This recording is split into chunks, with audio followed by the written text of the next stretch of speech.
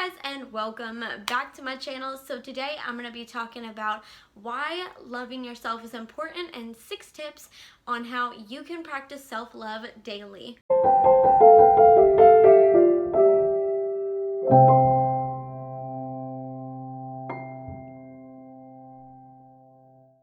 So Valentine's Day is here, it is today, and we put so much emphasis on being loved, like making sure we're getting our Valentine's Day presents and going out on our dates, and oh, we're so sad that we don't have a date and this and that. But to me, I feel like the most important thing is finding love for yourself.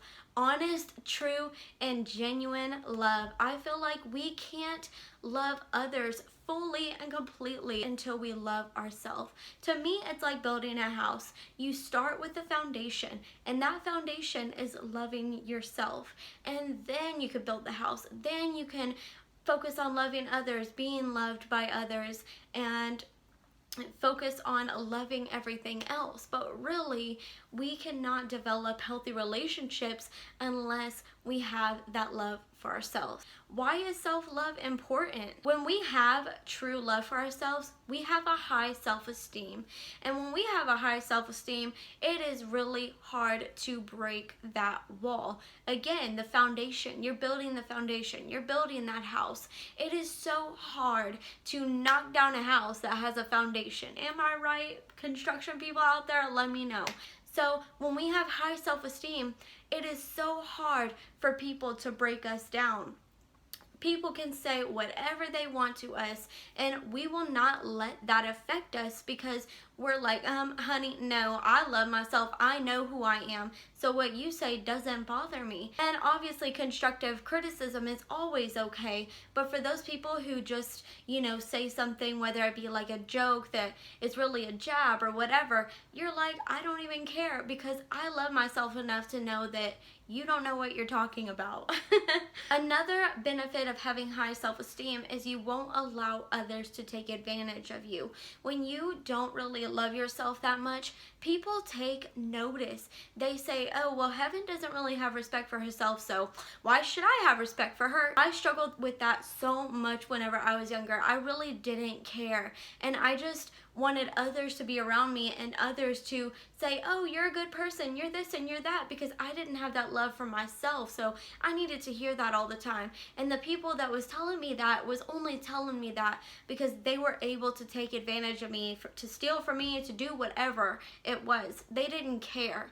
And I didn't care either because I was getting that love, that affection, that attention that I desired because I couldn't get it from myself. I didn't know how to get it from myself. I didn't love myself enough to say, hey, these people are taking advantage of you. You don't need them in your life.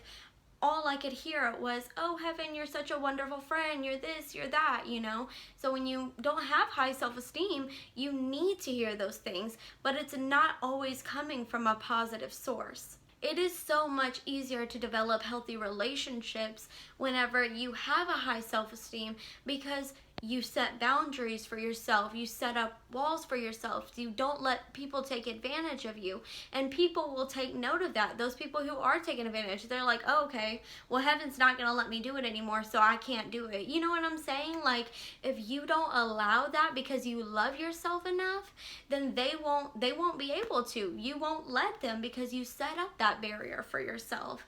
And I think that that is just so amazing. I think that we all need to do that. We all need to set up barriers because, again, people will take advantage if you let them. If you don't have that high self-esteem, it is so easy for people to come in and tell you everything that you want to hear but take advantage of you at the same time. But when you have high self-esteem, you don't need those people. You don't need those people to tell you this and that because you know that. You already know. So let's go ahead and get into 6 ways that you can practice self-love on a daily basis and you can build up that self-esteem that we all need and deserve. The first thing is to realize that no one is perfect. All of us make mistakes. All of us struggle with different things. Just because you're not on the same level as this person or that person doesn't mean that they're better than you. Just because somebody has more Instagram followers or more subscribers doesn't mean that they're better than you.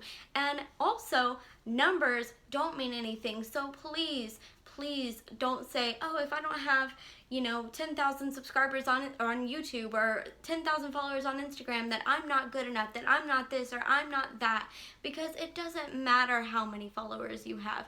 If you're happy with who you are, none of that stuff matters. We all have flaws and we all make mistakes just like everyone else, and we're all just trying to make our way through life.